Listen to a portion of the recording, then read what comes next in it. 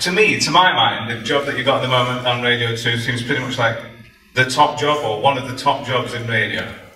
I think so. I can't believe, I just have to pinch myself that I'm doing this show, because I'm given such freedom with the music that I play, which is, you know, unheard of in radio in a lot of stations. So I can play what I like. We have bands playing live all the time, get to do great interviews. So I think you're right. I'm really, really lucky. You've always just seemed super enthusiastic about it and super knowledgeable. I think that is power in itself, is it not? Nobody can really argue with that. Yeah, exactly. Whatever you're trying to do, you just try and be as good as you can possibly be. And I think they're the people who are going to succeed. All the people here today who are starting at this college, you just have to be really, really good and really believe in what you're doing and really, really be persistent.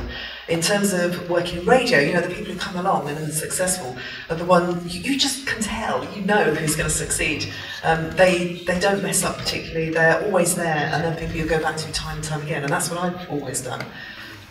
There was a girl who used to write to me when I was doing the evening session, Steve Mack, and we had this really, really sweet girl who was just obviously loved her music. She had opinions about every band that we played, and I get letters every other day from her. And she's now my editor at Radio 2. And the best way for new bands that are forming in the coming weeks, by the end of October there are at least 24 brand new bands they should be looking towards introducing. Yeah, absolutely.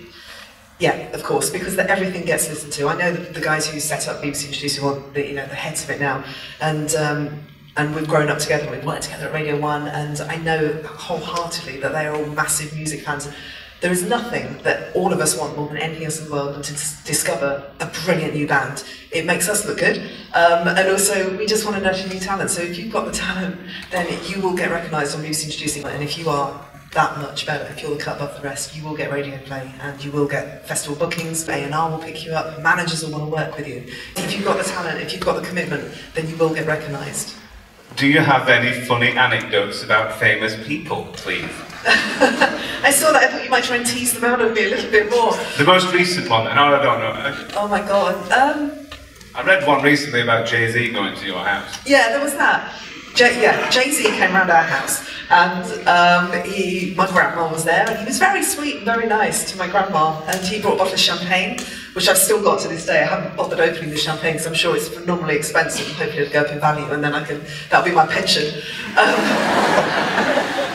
But no, Jay-Z was amazing, because this was for the Live Lounge when I was at Radio 1, and we did the tour, so various different artists would go around to their houses, and then we'd end it with them coming around to my house. But Jay-Z, very nice, and he knocked on the door, and I live in this tiny village in the countryside, and I opened the door, and he just like leant on the door frame and just went, "Could you live any further away?" I'm really sorry, but then he came in and he ate strawberries and he played basketball, he shot hoops with my kids in our front garden. But if you were 19 again, how would you set out to establish a career in music TV or music radio? Someone suggested there was a radio show and it was called Turn It Up, and it was kind of what BBC Introducing is now. And this was like decades ago, and they said, why don't you just go along and speak to the people there? So I literally I think wrote a letter, or I phoned up and said, I really like music, can I come and watch your show go out? And that's quite a good thing to do, because then you make contacts. And then they said, yeah, come along and just help out. So I started doing random interviews with various bands.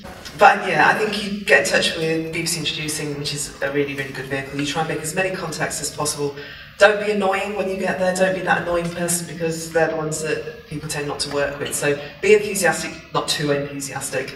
And just, when you get given a job, do it as best as you possibly can. And you can work hard at being brilliant, by the way. It's not, you're not born brilliant, you can become brilliant. Yeah. That's why you're here. Yeah, no, I mean,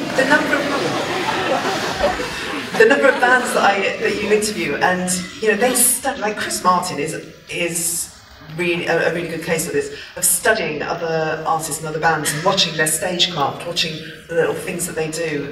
So, you know, you'll be like, oh, who have you seen recently? And Chris will say, oh God, I was watching U2 the other day and I was seeing that Bono did this and that, you know, and I'm going to go out and I'm going to do this next time. And they really are, it's this one-upmanship, but they take little tricks from each other. Okay, we're going to wrap it up. Well, thank you ever so much for coming. I hope it's useful. Best of luck, all of you, really.